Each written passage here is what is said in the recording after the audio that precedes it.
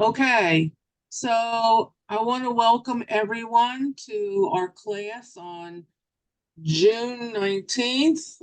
We are still studying Shoftim, and we are getting ready to discuss some very interesting parts of the book of Shoftim. But I'd like to first say that it's great to be back, and I want to thank everyone for their prayers and their good wishes and their refuah shalemas and all their tefillot on my behalf. It's been a long 2 months of recuperation, and I'm so happy to be able to be here on Zoom. So thank you very much, everybody, and I want to also thank uh, all the people who um, who are so kind in Hadassah.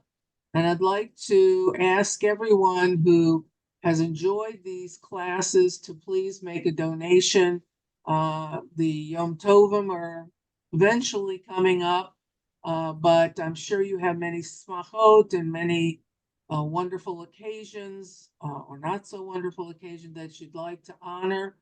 So please make donations to Hadassah. You can speak to Xenia or to Sandy Wine or call any of us and make a donation. We have such a noble cause this year, the Rehabilitation Center in Jerusalem. And the rehabilitation is for the injured soldiers, the wounded, victims of terror. This is so critical at this time. We live in a country that it's so small, but yet we don't even know there's a war going on. You'd think we would hear things, we'd see things, but we're so honored and privileged to have our fighting men and women making this war localized so that we are not affected and we are not in harm's way. They are. And even if your donation is someone you don't know for a chayal, a chayelet, please make your donations to Hadassah. It's so important. We really need your support. We're trying to meet a goal to help the rehab center, and your help is crucial to us. So I want to remind you of that. If you haven't made a donation, please do so. That was not a paid political announcement, but it was a Hadassah announcement. So I'm happy to bring that to your attention. I hope everyone is well and healthy. I do want to point out that many people in the Dimri community have COVID. So please be careful. There are a number of people out in our community who are sick, and many people have been walking around not knowing they're sick. So you have to be very careful. Since I got sick, I want to just share this with you. Since I got sick, I don't hug and kiss people anymore when I see them, come over, see them, etc. I'm very careful to keep a bit of a distance. Not that I don't love everyone, I do, but I don't. I love being healthy as well. So just keep that in mind when you're greeting people, shaking hands, etc. So just a little health alert there. So I guess we should get back to our purpose here, and that's Shoftim. We have ended chapter 16, I'm sorry, 16, and that was the end of Shimshon, the last of the judges. Now, we have other chapters. So you say to yourself, well, what are we talking about here? What's going on? The next few chapters are what the Mefarshim call very complex, very difficult, and very challenging chapters. As you know, Shmuel Hanavi is the author of the book of Shoftim. And each and every one of the Shoftim that are included gives us an insight into the period after Yehoshua and the entry into the country that will be known as Eretz Yisrael. It was Canaan when they came in. The Canaanites were there. They were idolatrous, immoral, and terrible people. And we hear from God over and over and over again, get rid of these people. I'm giving you this land. I don't want these people in this land anymore. Your job Amen. is to single-handedly remove them from this country. They are people that I don't want in this area. God says to them, they says to us, these people are undesirable. They bring terrible things and they will influence you. They will influence, and you won't even know you're being influenced until it's too late.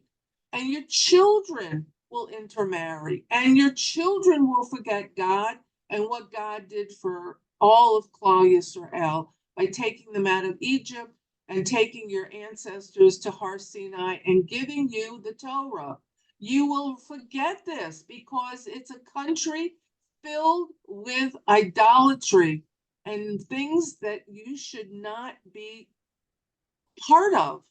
The immorality, the horrible ways of people doing business with each other, the fact that they don't even care whether they kill a person or not, or a group of people, the wars that will take place because of these people is unnecessary. So you have a job, Eretz Yisrael, B'nai Yisrael. You have a purpose. You are going to take over this land and make it a holy place. So we have learned throughout all of the um, chapters of all of the Shoftim, each one had a very interesting characteristic. Some we hear had a very long and successful reign as a judge. Others have very, very short, 1 year. Some we don't even know about. But each one had a purpose, and each one, as time progressed, saw Eretz Yisrael that was losing control of their belief in God. And this is the critical point of Shoftim. Ruel wants everyone to understand that there were ups, highs, there were lows, downs, there were ups and downs. It was like a wave. There were times when people were so committed to God and so committed to Judaism and their roots and to Torah, and then they were influenced and they go down into the depths of immorality and idolatry, and then they have to have somebody to rescue them. That's what the judges did. They did it in their own way. Every judge that we learned was different. There was no judge that did the same thing repeatedly that the other judge did. They had their own characteristics, they come from their own backgrounds. Some were so entrenched in the idolatrous community that they lived in and were surrounded by, that they were almost sucked into that horrible community and lost their soul. And God says, maybe this person, I can pull them back and I can make them a judge, and they will serve as a role model for the community they live in and as a role model for the country. And as we just learned, the last judge, Shimshon, had to fight a one-man war. And why he had to fight a one-man war? Because the Philistines had grown so great in power that had he engaged the Philistines as a nation and not as a one-man warrior, that he would have caused slaughter among the people of Israel. So he had his own way of doing things. We learned, each time we read a Shoftim about some of his characteristics, his personality, how he engaged with other people, what he did with the community he lived in, with their parents. A lot of times we hear about family members.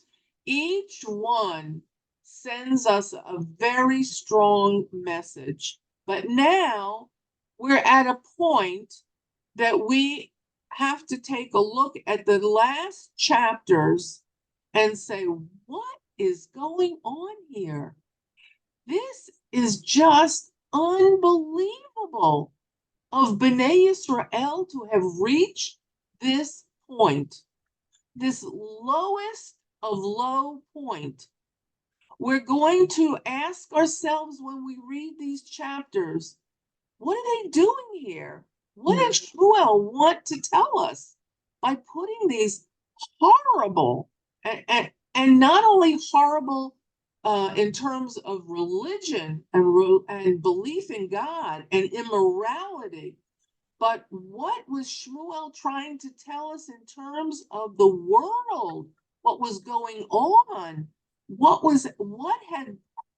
low had the Jewish people reached that Shmuel has to tell us repeatedly in these stories of such unbelievable situations, and you go, what's going on here? This is the Jewish people? So first of all, we're going to read it, but I want you to keep in mind that these stories that Shmuel puts at the end of Shoftim, some Meforshim say they don't belong there. Some Meforshim say they belong broken up, these stories from 17 to 21. They belong in other parts of the book of Shoftim, but Shmuel wanted to keep some type of an order, a timeline of what was going on in the history of the Shoftim.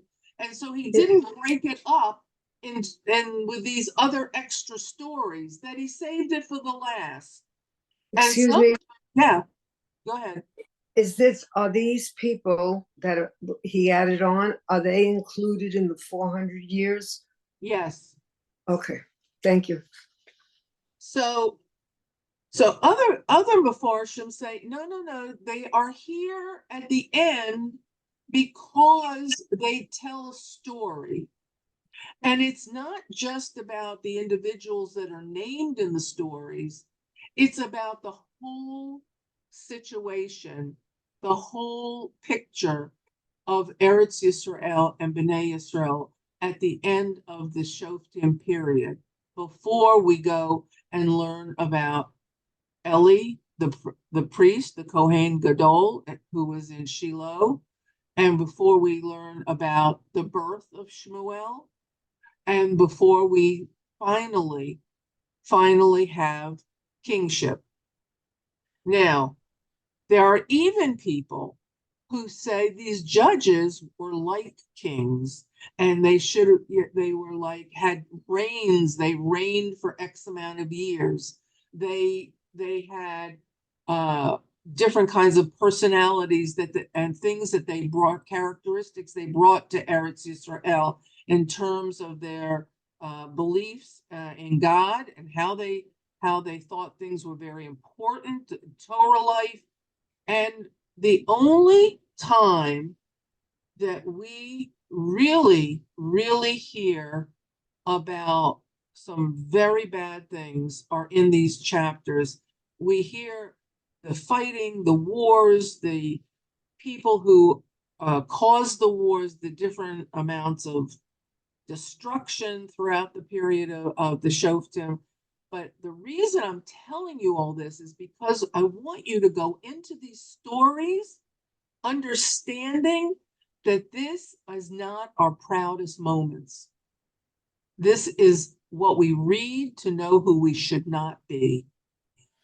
Now, I don't know if I can show you the text because I don't know how to get out of some of this right now. So here we go. I'm hoping that okay, Janice, are you still there? I need I'm here, but I doubt I'm any help. You were able to do the bracha, so isn't it the I same? know, and then I went to this, and then I'm not sure that I can get out of this.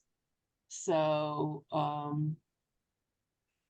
okay, let's see if we can do something. I don't know. Here, let's see here. I get to my can't get to my page that I want to share.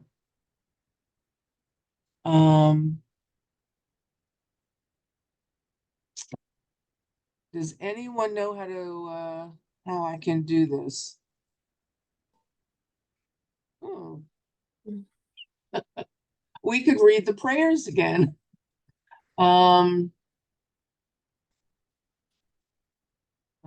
Okay, so let's see here. Janice, if you'll just try and see whether you can find a way I can get out of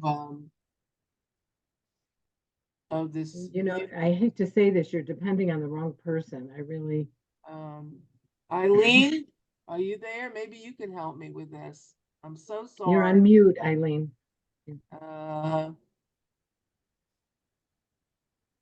Yeah, Rhonda, on the bottom of your screen, there should be a button that says share. Right, I know, but I need to get out of this showing everybody and get back to my I can't move this page of everyone's picture. So I need first to get before I share, I need to make No. this minimize this. I don't think you have to just go into share and then it will Well, automatically put us out someplace else. No, it doesn't. I'm here. I have it on share and it doesn't. Do you have the page that you want us? No, I can't get to that page. Is it something in it's not? Okay, wait, now got it. You got, well, Oh, thank goodness. Okay, here we go. No, that's the Oh, prayer IDF. okay, yeah. Hold on a second. Now we're gonna go. Okay. Now these are the questions I want to keep in mind. Where do these stories belong? Because you're going to hear some things that you're going to go, wait a minute, that's already happened a long time ago. Shouldn't that story be? And then you're going to hear something else and it's going to be very crazy. Okay, why are these stories, why are they written and included in Shoftim by Shmuel? He keeps everything in this book that for a reason. So we have to ask ourselves why, okay? And Yeah. what was Shmuel's intention? What did he want us to learn from these stories and by including them in the book? And when did these stories happen? It's very interesting. Okay, so let's first of all, I want to show you. Can you see this map? Yes. Can you see I see. that? Yes. Okay. Does everyone remember that when we entered Eretz Canaan, this whole area here, when we entered, we were on the west bank. Okay, on the east bank, I'm sorry. We're on the east bank of the Jordan River. Here's the Jordan River. Here we are right here, the Jordan River. This is the east, this is the west. Okay, the tribes of Reuben, Gad, and part of Manasseh stayed on what we would call the Jordan side. Okay, they said the grazing land was better. They wanted to stay there. And then all of the land of Canaan was distributed by Yehoshua. Now, there were times when we saw a map with the tribe of Dan. Can you find the tribe of Dan? You see this here? This little area right here? The tribe of Dan? Do you see it? Yeah, What is, okay, what does this say up here? darn. Did Dan Huh. get two pieces of plots of land? No, no. And It's on the west and also on the This- east. this is all the way up north. This was on the east coast, on the west coast, on the Mediterranean over Right. here. That's the land that they were given by Yehoshua. That's where they were put. The stories we are about to read have the whole story is connected in some way to why it says Dan up here. Now, this area way up here, this is already in what is today Lebanon. We had a country all the way up here. Remember Tyre? That's where King Shlomo HaMelech gets from Lebanon, the trees, the cedars of Lebanon. And then there's a place called Sidon, the Sidomites. Now they were all the way up here. And that's going to be very relevant to when we just read the text now. So I want to give you some insights into what was going on. Here's where they were located. And here is a piece of property that says Dan. We're going to read about why. That's so important. All right. Now let's go to the text. Now, what I'd like is, do I have a volunteer to read the English? Who I would can like? read it. Okay, can you read it from the text here? Oh, not from the screen. I have it in the Yeah, text. from the screen, the screen. Okay, sure. Number one, now there was a man from the mountain of Ephraim, and his name was Michayahu. Okay, And he now said, wait, Linda, this is what we're gonna do. We're gonna do it a little different today. Instead of reading the entire text and then me commenting on each sentence, you're gonna read one sentence and then stop, and then I'll Okay. comment, okay? Is that all Yep. right? All right, great. So, so let's see here. Okay, so it says there was a man from the mountains of Ephraim, okay? And his name was Michayahu. Does anybody know what that Michayahu it means in Hebrew? And it means, anyone? It means who is like God. The last part of his name, and let's see if we can show the here. Can you see the Hebrew that I'm pointing to? Micha, and then Yahoo. Okay, yeah. The Yahoo part is God. Is the word for God in someone's name. Yeshayahu is Isaiah. Okay, Yirmiyahu, that's Jeremiah. So we hear that a lot of the prophets have God's name in them, but then, and this is not the prophet Micha, this is a man from the tribe of Ephraim during the time of Shoftim.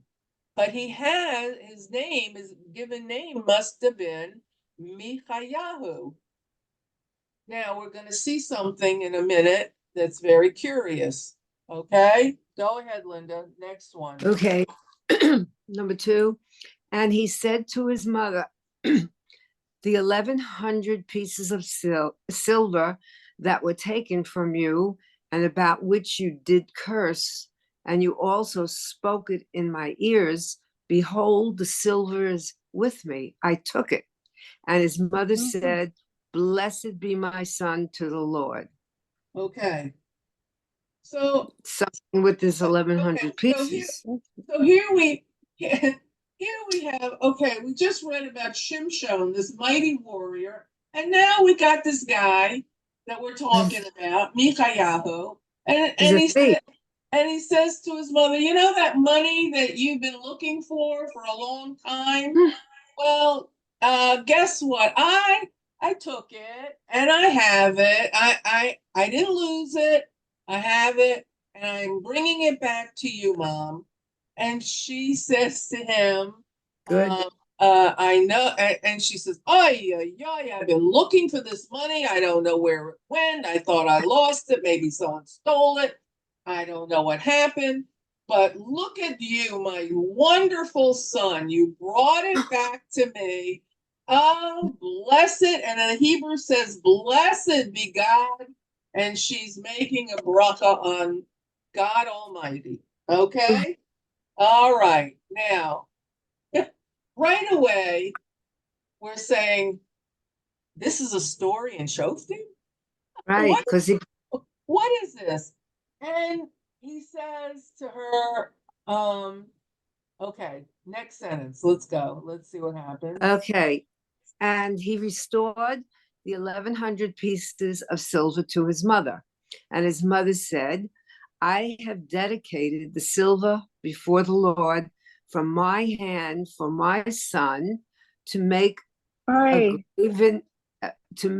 graven image and a molten one, and now I will restore it to you. So she's Okay. going to make an idol. Yeah. Okay. So first of all, right away, the first sentence, that he says, you've restored. She says, you've restored. Oh, you're such a tzaddik, my son, my beautiful son. You've brought me back 1,100 pieces of silver. Where have we heard that number? Very recently. Oh my God. Very recently in Shoftim. Can anyone think of where we heard this? Okay. In the chapters about the end chapter, last chapter of Shimshon, the Philistines say to Delilah, we will give you 1,100 pieces of silver if you give us Shimshon and how he is so strong.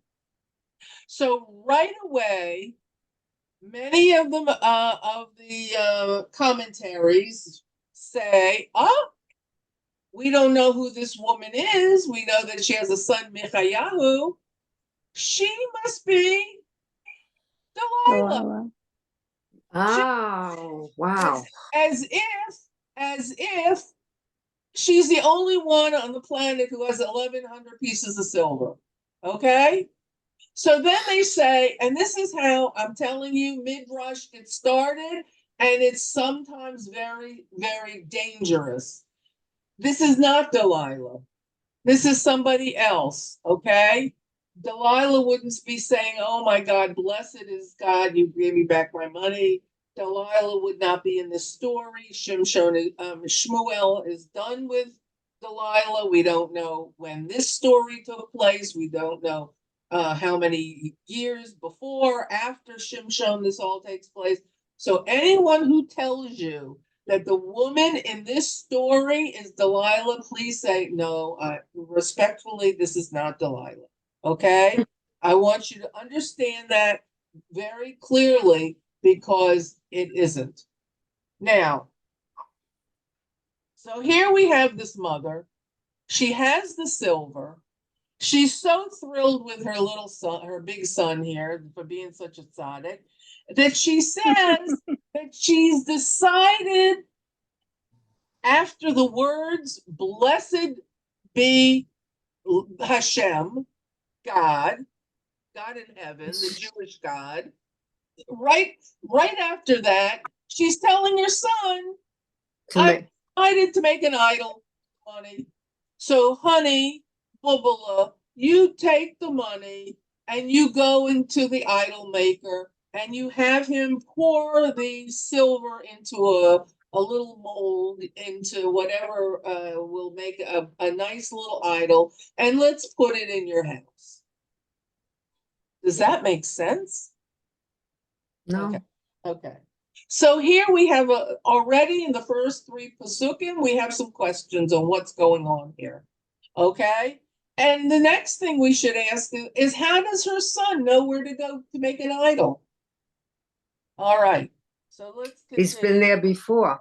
Uh, That's okay. All right, Linda. Let's see what happens here. Go what are ahead. we on 4, right? Yeah. Mhm. And he restored the money to his mother.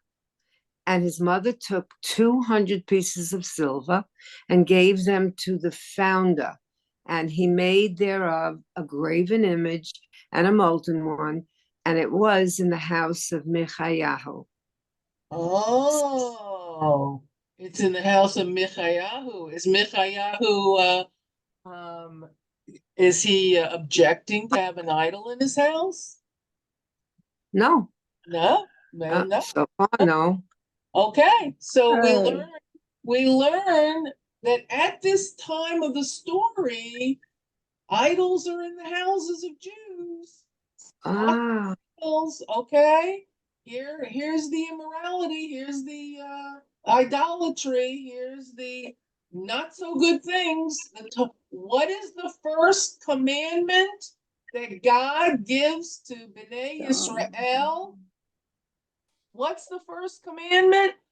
I am the Lord your Lord, God your- who brought you out of Egypt. You shall have no other gods before you. before you. None. Not the little guy, not the big one, not the medium size, not 2 for a nickel ones. None. None. No other gods before you. So, what do we now know about Michayahu? That is an idolatrous He's person. pretty much an idolater, and it seems to be a-okay with him to bring that little idol into his house. Okay, so go ahead. Now Okay, but read this very there's something interesting here. In this pasuk 5, Yes, his name is shortened, and it takes yes, away any kind of a reference to God. that's right. You got it. Bingo. You win the lotto. Okay, that's Now, right. now the man Micha had a house of idolatry, and he made an ephod and teraphim, and initiated one of his sons, who became a priest. Okay. That makes So sense. Linda is absolutely correct. You notice that Micha is no longer Michayahu because Right. now he has been identified as an idolater, and the name Yahoo as part of his name has been removed. That part refers to God, the Jewish God, the only God. So his name has been shortened, and now he's being called Micha. Right. Now it says, and it tells us right here in the text that he had a house of idolatry. Okay. The next thing we learn about this lovely gentleman is that he has made he made from this silver that an ephod, and the ephod was like the beged, the clothing like that the Kohen Gadol in the Mishkan wore, and then subsequently in the Beit HaMikdash, they wore over their pants and shirt. It was like an apron, kind of a piece of clothing, and on top of the this apron was the big day kahuna. The stones. Remember the big piece with the stones of each tribe on it, and the Kohen Gadol could consult with the stones, and God would send him an answer. So this was extremely important that he takes the silver, makes it into an image that represents something he possibly knows about the Kohen Gadol, and yet turns it into idol worship. Okay? So he takes something holy and makes it terrible. Terrible. Now, we also have a piece of information here that what? One of His sons. his sons is became a priest in this house of idolatry. Now, clearly these are Hebrews, and clearly they have terribly gone astray. Now, let's see what it says now. In Go ahead. those days, there was no king in Israel. Every man did what was right in his eyes. Okay. Now, Shmuel departs from the story and he puts in this pasuk. He makes a comment. This is like commentary from Shmuel. He's saying that in those days that he's writing about, that there was no king. He wants you to understand that this was not the part of Jewish history where they were starting to consider the kingship. We know that kingship was offered to Gidon to be king. Remember Gidon being offered king, and he says, "No way, there's only one king, and that's God." But his son Abimelech takes over and just slaughters people. And we learn about he wants to be king. There were no kings during this time, and Shmuel wants us to know for sure that the people were lawless. They had no morality. They had no leadership. And we over and over and over again, what do we hear? The pasuk in Shoftim. Everyone did what they thought was right in their own eyes, and it was evil. It was evil in the eyes of the Lord. How many times do we hear that pasuk? Repeatedly throughout Shoftim. And so here, Shmuel wants us to be absolutely informed that this was a lawless time in Jewish history, and this was a time when there was very little leadership, if any, at that point. Okay, go ahead. Number 7, right? Yeah. Yeah, okay. And there was a lad from Bethlehem in Judah, of the family of Judah, and he was a Levite, and he sojourned there. Okay. So now we take this little part of the story of Micha and put it a little over here to the side, and we get some new information that there was this guy during this period of time. He left his home in Bethlehem, okay, in the tribe of Judah, and he's wandering around. He's looking for a new apartment or something. We don't know what he's doing. He's out for a sojourn. He's out for a tiul, and he's now going. Don't forget, this is where we were told way up here. This was the tribe of Ephraim. Okay, so Ephraim wasn't so far from here. Let's take a look. Here's Ephraim. Can you see that? Yes. And Judah's beneath. Here's Binyamin. He's traveling from Binyamin, and he's apparently from the tribe of Judah. So okay, so he's a little displaced. He's gone from his tribe of Judah into Binyamin. He's from Bethlehem up to here to Ephraim. Okay. Ephraim is right next door to Dan. Dan. Okay, keep that in mind. Now let's go back. All right, now go ahead. And he says, okay, he's wandering around. We don't know what he's up to right now. And what is his status? He's a Levite. He's a Levite. He's a Levy. He's a Levy. And you know, we were told that the tribe of Levi didn't get any land. They Right. were placed in different tribes or throughout the country so that they could be what? What were they supposed to be doing? Do you remember? What were the Levites supposed to be doing? Did they have the cities of refuge? Yes. What else were they doing?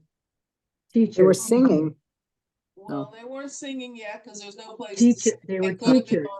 they could have been on television, but they weren't singing. Okay, all right. They weren't there yet. All right. They were Fine. teachers. They were the teachers. They Right. were teaching Judaism. They were teaching God's Torah. They were teaching the laws that God gave to the people, both the written law and the oral law. Okay. So here's this guy. He's a Levi. Who else comes from the tribe of Levi? What kind of person do we remember came from the tribe of Levi and he became the Kohen Gadol in the desert? Aaron. Aaron, Aaron. Who was Right. Aaron's brother? Moshe. Moshe. Who? Okay. So here we know that the Levium, have yichus. They have Aaron, Moshe, the Moshe Rabbeinu, probably the greatest, leader of the Jewish people.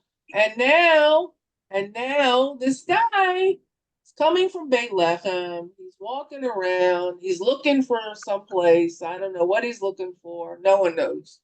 He didn't share that with anybody. And he's a Levi. And what happens next, Linda? Okay. And the man went out of the city, out of Bethlehem in Judah, to sojourn where he could find a place. And he Okay. came to the mountain of Ephraim, to the house of Micha, while continuing to make his way. Okay. So now we have a little more information. So he's looking for a place for what, a business, a place to find a wife, a place for an apartment. We don't know what he's schmutziering around for, but he's walking around. Okay, he's left. He's looking for something. And who does he come across in his sojourn? The house of Micha. Micha. Now, certainly, if you're in a neighborhood and walking through it, you're going to pick possibly the nicest looking house to knock on the door, or the nicest tent or whatever. You're going to look for something maybe that catches your eye, something special. And so we don't know anything about Micha yet, except that he was honest enough to tell his mother he took her money, and B, that he has a house full of idols, or he knows how to make idols. Okay? So this guy, this Levi, goes to the house of Micha, and Linda, go ahead. Okay. And Micha said to him, dwell with me and be to me an instructor and a priest, and I will give you 10 pieces of silver for the period, and a wardrobe of clothing with your provisions. And the Levite followed. So it's, What? Can you see it? And the Levite followed. Okay. Right. So knock on the door. Not Jehovah's Witnesses who are trying to convert them. It was this Levite. And he's saying, when he knocks on the door, Micha opens the door and says, hi, how can I help you? Are you collecting for a tzedakah or something? Who knows what he says to him? And the guy says, well, I'm I'm wandering around, I'm looking, probably he says I'm looking for a place or whatever. And there's a conversation and he said, and Micha says, who are you? You know, where do you come from? So he tells them, gives them some information. And then he says, you're a Levi? You're a Levite? From the tribe of Levi? Oh man, I have a son who's, he's like me. We're from Ephraim. He's not a Levi. Maybe you could come in and teach us all the things there is to be a priest, a Kohen. Come on in. This is your lucky day. I'm going to pay you 10 pieces of silver. I'm going to give you money for coming in and teaching us how to be a Kohen. Okay. And what does the guy do? Says, deal. It's a deal. He does. Can you silence him? He follows him into the, he goes right in. Yeah. So I want to tell you right now at this stage of the game that in the Hebrew, it doesn't give his name, who this person is.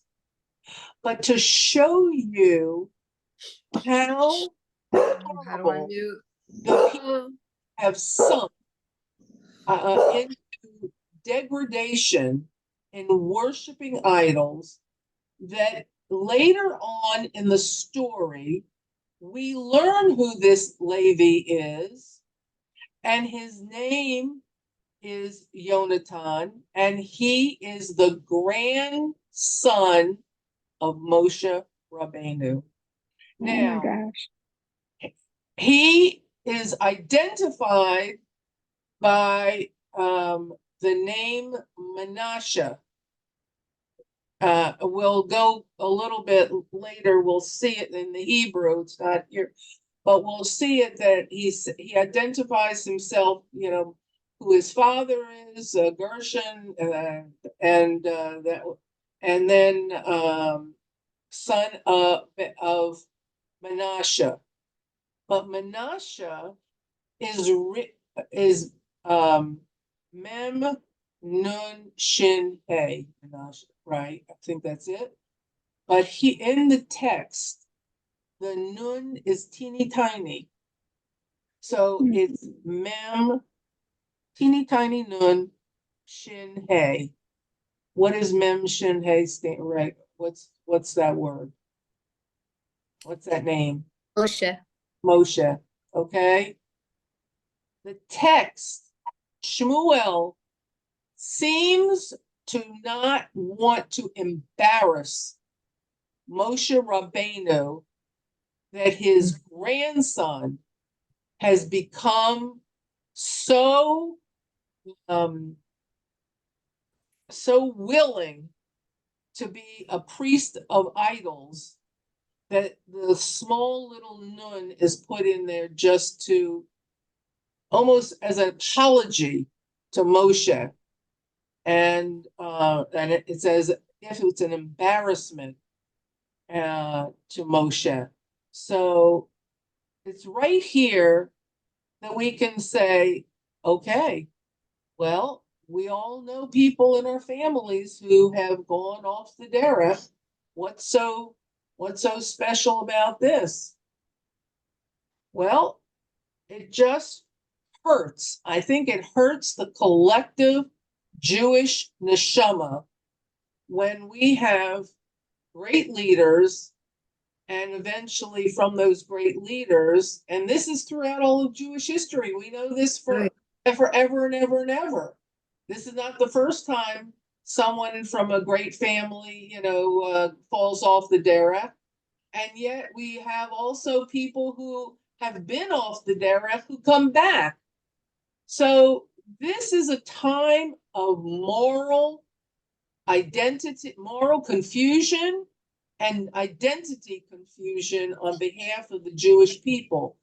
They don't seem to know who they are. They don't seem to know who their God is. They want it all. They want God in heaven and God in their pocket. And they want to say, well, I'm going to choose the kind of religion I'm going to have. I'm going to take the God from the Midianites. I'm going to take the God from the Hittites. I'm going to take the God from the Philistines. I'm going to take the God from the Moabites. I'm going to put them on a little shelf, but I can't put a picture of God, the Hebrew God in heaven, anywhere, because I don't know what he looks like. No one has an idol of God. So I'm going to have these other little idols hanging around, but I still believe in all of them. Can you do that in life? No. Can you do that? No. It's like this, what? It's almost like the saying, and I hope you don't think this is crass, but with one tush, you can't be at two simchas, you know? You can't be in two different places at one time.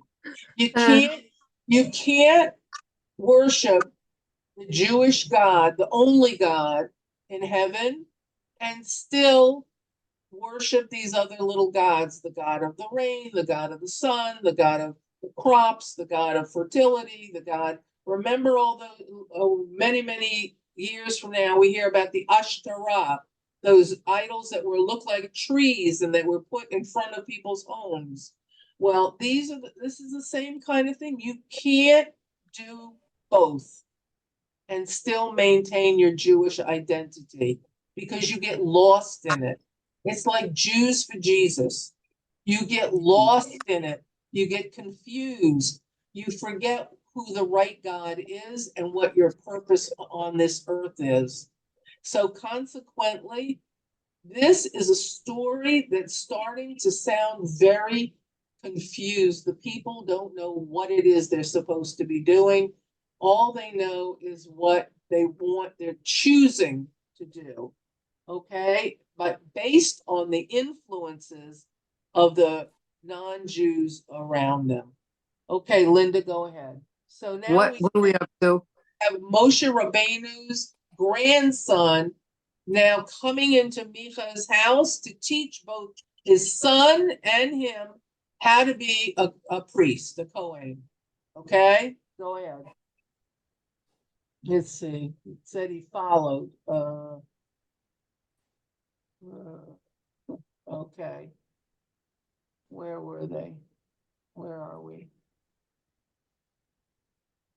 Here. Right here. 11.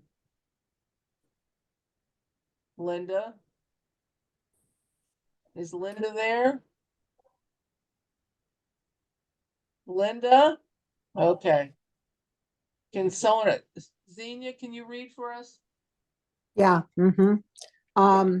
Wait, we're at 11? Okay. And the Levite was content to dwell with the man, and the lad was to him as one of his sons. All right, so they cozied up to each other there. This guy, the grandson is very happy to come in, get a little money for his trip, and they're all happy together in Mika's house. Go ahead. And Micha initiated the Levite, and the lad became his priest and was in the house of Micha. Okay, so what does that mean? Let's take a second and all of us reflect exactly what's going on here. When you think of idolatry, do you think it's so terrible? When you think of this period, do we understand what was going on? If you don't have God in your life, everything else doesn't matter. You can say you're a good person, but if you don't have God and God's Torah in your life, what guides you? What gives you your moral compass? What gives you the right and wrong in life, good and bad? How can you make choices if you don't understand God's laws in this world? So it's not just about having a little teeny silver thing in your pocket. It's not just about having something hanging up on your wall, like all the icons of a church. It's not like that. It's much greater. What is it to take your neighbor's wife? or to kill their child as a offering. Yeah, these are things that we can't even fathom. These are things that we in the 21st century, we understand terrorism. We understand that kind of immorality. We understand lawlessness of coming into one country from another to terrorize the people. We understand that. Some places in the world they don't, but we do. We understand, slaughtering people when and at a time not of war, how immoral that is.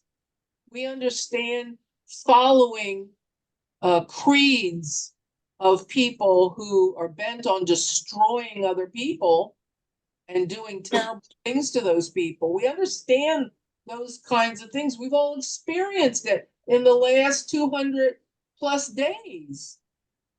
But do we understand living like that, where you could take anything you want, have anything you want, kill for whatever you wanted, and no punishment? There must be fear in a society like that. There must be trepidation of going out of your home, of buying food that you're not even sure is properly prepared, because anything could happen. There's no rules, there's no regulations, there's no laws. So this is what I hope I'm trying to really get you fired up about this period of time, so you understand the real difficulties here with a story like this. And we're not finished because it goes on, we're going to continue. A story like this, when God is telling us to make this a holy land. This is really difficult. This is as in the words of Rabbi Sefer, shocking. It's shocking. Okay, so go ahead. Let's see what. So the Okay. Micha, go ahead. And Micha said, Go ahead. and Micha said, now I know that the Lord will be good to me because I had a Levite as my priest. Is this like a contradiction in terms? So is he saying now that he's accepting God as his only God? No. I mean, no, he's still. He says, I got it all. I got it all, baby. I got God in the heavens who's gonna look at this. God has provided me with a Levi who has come to my house. He knocked on my door. I didn't even have to put an ad in the newspaper. This guy came to me, knocked on my door, and said, I'm a Kohen. And Micha's saying, Yahoo! Look at this. I can bring him into my house. I can pay this guy to teach me how to be a priest to all my idols in my idolatrous house. and thank God. Baruch Hashem. So this is in a way, it's like creating a grocery list of all idolatrous things that you want to go into the grocery store to get, and using money that says, in God we trust. Do you get the irony here? Do you get how that it's crazy? So that's It almost makes it seem like they don't feel that idolatry is a bad thing. You're right. You're right. You're absolutely right. It's part of life. It's part of life. It's like everyone goes out and buys a Barbie doll, so I'm gonna go buy a Barbie doll. I'm gonna have a Barbie doll. Everyone in the community has to have the newest, greatest toy or computer or whatever. So we're gonna have that. Everybody feels they can have whatever they want. It's like a smorgasbord of idols, of gods. And yet, at the end of the day, he says, thank God. Look what God sent to me. I'm so lucky. I'm such a lucky guy. All right. So what time is it? It's just about noon. Okay, Mm. this is like a cliffhanger. I'm gonna leave you hanging there because this is not the bad part. This is like Oh, this is the introduction to the bad part, okay? Where you're gonna see really crazy stuff going on. And if you think this is like Meshuggah, you haven't seen anything yet. So I'm gonna entice you to come back to next week's class so we find out what happens to Moshe Rabbeinu's grandson, the priest, the Kohen, in a house of idolatry, and a house of this guy who used to be called Michayahu, who's now only Micha, who had taken money from his mother and now is using that silver because she thanks God for the return of the silver to make an idol in the house of idolatry. Okay, this is just the beginning of the good stuff. All right, so I hope that you you Rhonda, it's not much different than what is happening today, but in a little different vein, but how it's do all you there. how do you want to explain that a little bit? Well, the way we're treating the government and different things like that, and what we're saying about the people, it's really it doesn't come out as idol worship exactly, but it's people are looking at something else that they think is there. If the military really was with God, I don't think we would, I think we would have been through with the war. Okay. All right. So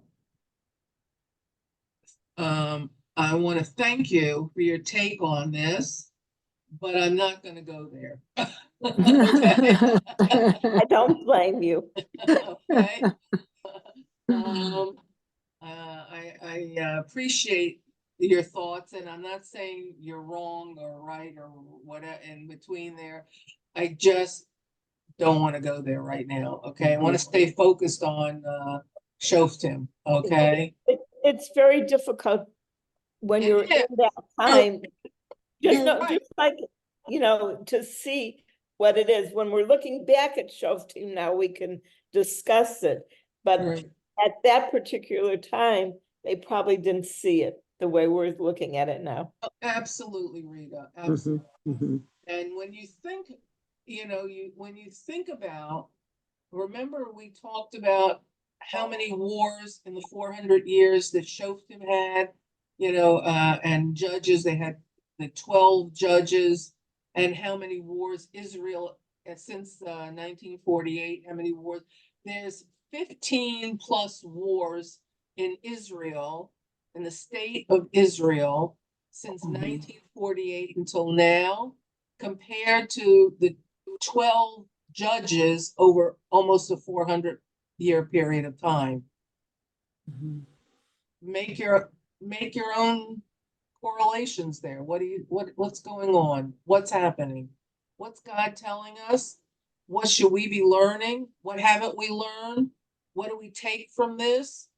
And how do we relate to it when we're reading Shoftim? It can be very challenging. History is 20/20 hindsight.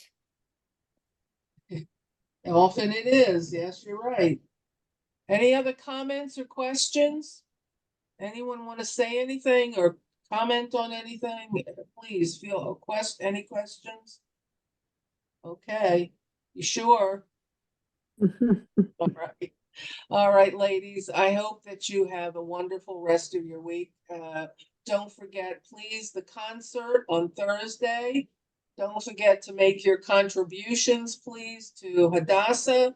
And stay healthy, stay safe, and have a Shabbat Shalom. Shabbat But shalom. thank you. thank you. Thank you. Rhonda, do you have 2 minutes to stay on? Okay, yeah, thanks. Just a couple minutes.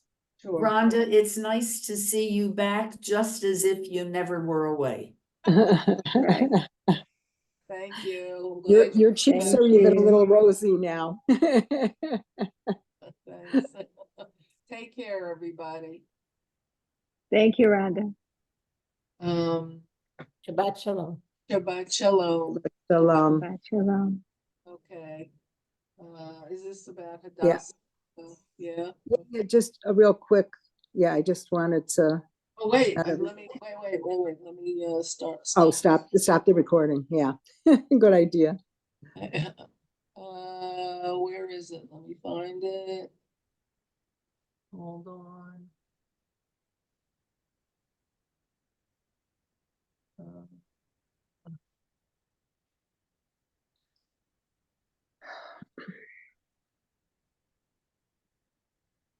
huh. I can't seem to find it. Oh, here.